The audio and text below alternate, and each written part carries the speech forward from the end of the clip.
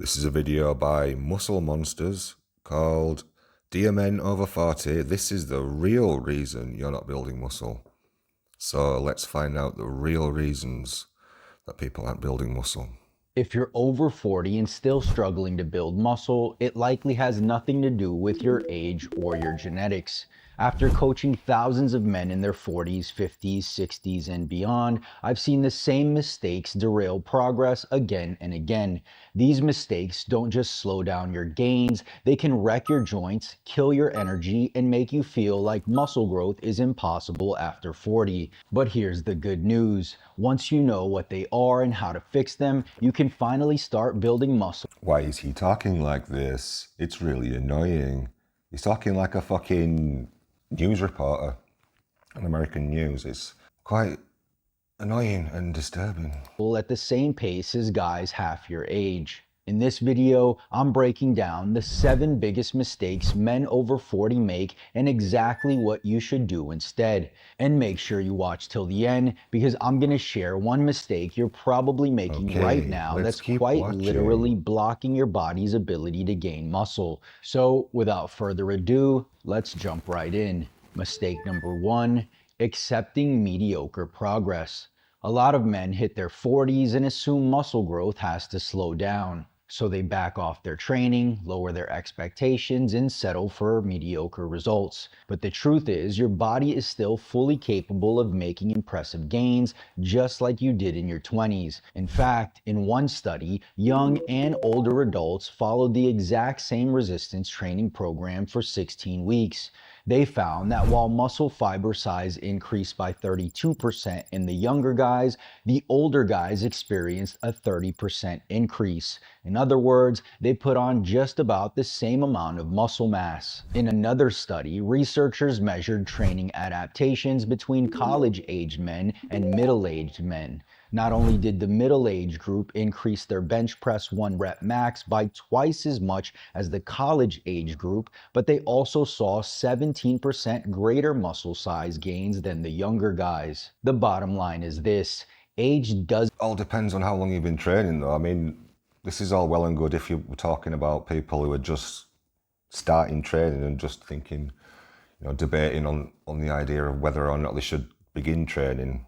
People that are in the 40s and thinking, is it even worth me starting training at this point because I'm not going to be able to make any gains because of my age. If we're talking about that section of the population, then fair enough. But I mean, if you've been training for years already and now you're in your 40s and you've already been training for a decade or two, then it's likely you won't be making much progress, if any, at that point. So, but that's nothing to do with your age. It's just because you can only keep growing for so long. If you're doing things right, you'll get to a point where you just sort of level out and your progress will still be there, but it'll be so slow and unnoticeable that you basically won't be able to tell it's happening, but it will still be happening, just at an extremely slow pace. Doesn't diminish your ability to grow. The only thing that holds you back is the belief that progress has to slow down. Mistake number 2, you're not training hard enough. One of the biggest mistakes men over 40 make is cutting back too much in the gym out of fear of overdoing it. Yes, recovery does slow down. Yes, your joints need more care. But pulling back too far can stall progress, and the research actually shows the opposite of what most guys think. Older lifters often need more training volume, not less, to spark the same growth as younger guys. In one study, men performed leg extensions with either 3 sets or 6 sets. For the younger group, doubling the sets only bumped muscle protein synthesis by about 20%. But in the older group, doubling the sets more than doubled. These studies he's quoting, they just seem like complete bullshit, to be honest. The results vary so wildly that they're just, there's no point paying attention to them, is there? It's just one study. This one study says this, right? Well, one study is all well and good, but you need, lots of studies on a various subject and in-depth, thorough studies to come to an actual conclusion on something. You can't just cite this one random study and, this is fact now. now that this study says this, then this is now a fact. It doesn't work like that. Doubled muscle protein synthesis. Now, this doesn't mean you should just double your training overnight. What it does mean is that gradually increasing your total sets is far more effective than scaling everything back. But here's the catch. Volume isn't enough. It's also about effort. The harder you push each set, the more motor units you recruit, especially those larger growth-prone fibers. One meta-analysis compared lifters who trained to failure versus those who stopped 1 to 3 reps shy. Both groups built the same amount of muscle and strength. The difference was that the failure group was far more fatigued and needed longer to recover. As you get older, that extra fatigue can start working against you, limiting how often you can train and how much total work you can handle each week. So while you don't need to push sets to failure, you do need to push them close to failure to maximize muscle growth. Mistake number 3, not eating enough protein. One of the biggest nutrition mistakes men over 40 make is underestimating how much protein they actually need. Research shows that as we age, our muscles become less sensitive to smaller protein doses. In other words, the amount that might have worked in your 20s won't cut it in your 40s. For example, in one study, older men were given different doses of protein after training: 0, 10, 20, and 40 grams. They saw a 65% increase in muscle protein synthesis from 20 grams of protein and a 90% increase from 40 grams. Another study confirmed the same thing. While 20 grams may be enough to maximize muscle protein synthesis in younger guys, older men kept seeing bigger gains with 30 and even 45 grams.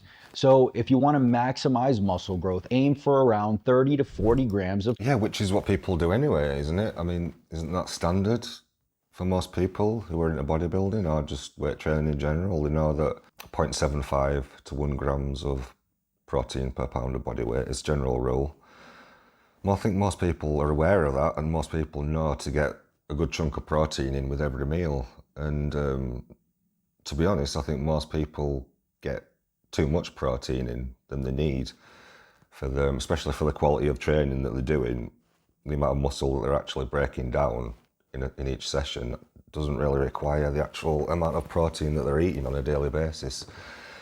So no, I don't think the lack of protein is a limiting factor in men over 40 that aren't gaining muscle at the rate they want to be. Protein per meal to get the full anabolic response. And if you're already training hard and eating enough protein, yet you're not experiencing noticeable muscle growth, this doesn't mean you're not gaining muscle. If you really want to know whether what you're doing is working, you need to be able to track muscle growth precisely, which brings me to the sponsor of today's video, the Body Pod by Hume.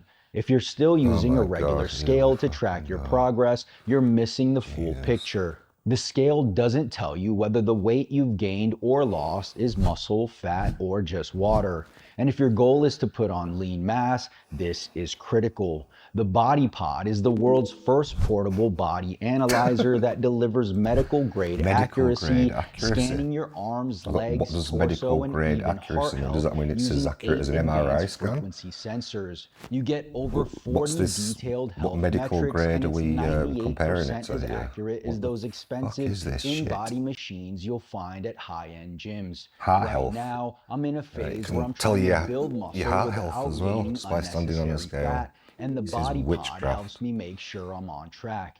I can monitor muscle mass, body fat, and other key indicators that a normal scale completely misses. Mistake number 4, training with lighter weights. A lot of men over 40 shy away from heavy weights because they're worried about getting injured. The problem is, avoiding heavy lifting doesn't protect you, it actually sets you back. Yes, you can build muscle with both heavy and light weights as long as you push your sets close to failure. But training exclusively with lighter weights comes at a cost. High rep sets build up more metabolites, create more fatigue, and cause more muscle damage. And that extra fatigue means longer recovery times, which ultimately limits how much quality training you can actually do. Research also shows that with lighter weights, you need to go closer to failure to get the same growth stimulus. That's where fatigue and sloppy form pile up, and ironically, that's when injuries are more likely. Heavy weights, on the other hand, let you create that growth stimulus without having to grind all the way to. So is you trying to say that you're less likely to get injured training with heavy weights? Is that what he's trying to say here? Because that's just absolutely untrue. Obviously, lighter weights are safer. It's just common sense. I mean, you don't need to be a bodybuilder to know, or to just work out in your head that, yeah, lifting with a lighter weight is probably safer and it's probably going to cause less structural damage to your body and the tissues of your muscles and your ligaments, your tendons, everything. It makes sense, doesn't it? So I don't know what he's on about here. Failure. You can stop a couple of reps shy, recover faster, and keep your form cleaner, which actually lowers your risk of injury. So don't fear heavy lifting. When it's done properly, it's one of the safest and smartest ways to train after 40. Mistake number 5, ignoring pain. As we age, our joints and connective tissues naturally change. Synovial fluid decreases, connective tissue stiffens, and overall resilience declines. That means our bodies are more vulnerable to wear and tear than they were in our 20s. The biggest mistake you can make at this stage is trying to push through that pain. As much as we want to be tough, we also have to be smart. What starts as a minor ache can quickly snowball into serious injury. Definitely. If you're doing something in the gym, I mean, this isn't just for people over 40, this is for anyone of any age. If you're doing something that's caused you an injury, then, or even just a tweak or a little weird feeling that you're unsure of what caused it, or if it's serious or not, if it's there lingering and it's not going away, then you should be looking at what you've been doing in your training to cause that. Don't just think, that's a bit weird, isn't it? I hope that goes away, and just keep doing what you're doing over and over again and just ignoring it or hoping it'll go away on its own, because there's probably a reason it develops in the first place. And, just little adjustments of your training, little bit of fine tuning maybe of your form, or maybe the frequency you're training, or certain exercises could be replaced with other ones that don't aggravate your muscles or your tendons, whatever's going on. Sometimes that can be all it takes to just make the problem go away, and then you can keep training and progressing. And that's what really kills long-term progress. A smarter approach is to train mindfully. Pay attention to your body's signals and be willing to make adjustments. If squats aggravate your knees, swap them for Bulgarian split squats or leg presses. If barbell overhead presses bother your shoulders, switch to dumbbells. If conventional deadlifts stress your lower back, use a trap bar or try Romanian deadlifts instead. Or if you've got lower back pain, just don't do any sort of deadlifts at all, would be my recommendation. The key thing to remember is this: there are no mandatory exercises. The right exercise is the one that allows you to train hard, consistently, and pain-free. To put it simply, we want to work around pain, not through it. Yep. That's how you keep making gains for the long haul. Mistake number 6, not prioritizing sleep. Sleep is usually the first thing we sacrifice when life gets busy. But here's the problem: poor sleep doesn't just leave you tired, it wrecks your hormones and kills your progress in the gym. In one study, researchers tracked testosterone levels in healthy young men. First, they let them sleep 10 hours a night for 1 week. Then they restricted their sleep to just 5 hours a night. I think I could sleep 10 hours if I tried. They found that testosterone levels dropped by 10 to 15% in just 7 days. That's the hormonal equivalent of aging 10 to 15 years practically overnight. And remember, this happened in young, healthy men. For guys over 40 who already face lower testosterone levels, the impact can be even more damaging. But it doesn't stop there. One meta-analysis found that poor sleep reduces maximum strength, endurance, and power, all the things you need to keep building muscle. So, if you're serious about making gains, don't treat sleep as optional. Treat it as part of your training. Aim for 7 to 9 hours of quality. Yeah, I was going to say, I wonder what he recommends hour-wise for sleep. I was going to say 9 hours. People used to recommend 8 hours, but I think the new thing that studies are finding out is 9 hours is the new recommendation for the amount of sleep you should be getting. I've heard some sleep experts say that 7 hours is the minimum, the absolute minimum to not mess yourself up. So yeah, he's pretty bang on the money there with 7 to 9 hours. Quality sleep every night and watch how much faster your body recovers and grows. And mistake number 7, you're ignoring deficiencies. As you get older, your body becomes less efficient at absorbing and using key vitamins and minerals. And while deficiencies don't always show up right away, they can quietly interfere with recovery, performance, and ultimately your ability to build muscle. That's where supplements can play a practical role. First, omega-3s. Research shows that supplementing with omega-3s helps fight off age-related anabolic resistance by boosting the anabolic response to nutrition in middle-aged adults.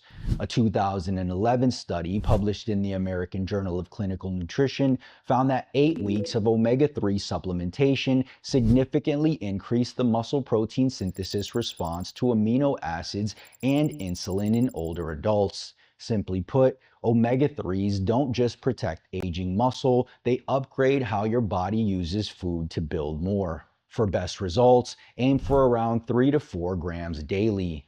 Next is vitamin D. About 35 to 50% of men are deficient, and after 40, that number climbs closer to 60%. Low vitamin D levels are linked to reduced testosterone. Yeah, I mean, all these deficiencies he's talking about, all these, it's just all lumped in with making sure you're eating well and looking after yourself. And the more you take care of yourself and giving your body exactly what it needs and requires to stay healthy is going to make sure it produces the highest amount of testosterone that you can for your genetics. And that is going to be, one of the biggest factors in how much muscle you build at the end of the day.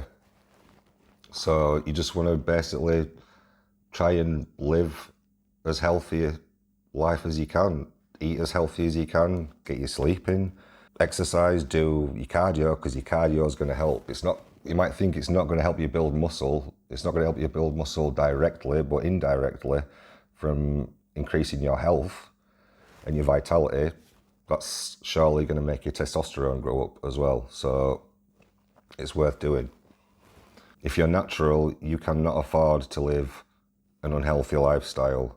If you want to make good gains in the gym, you just can't afford to do it. You need to pay attention to your health. Testosterone, weaker muscles, slower recovery, fatigue, and a higher risk of injury.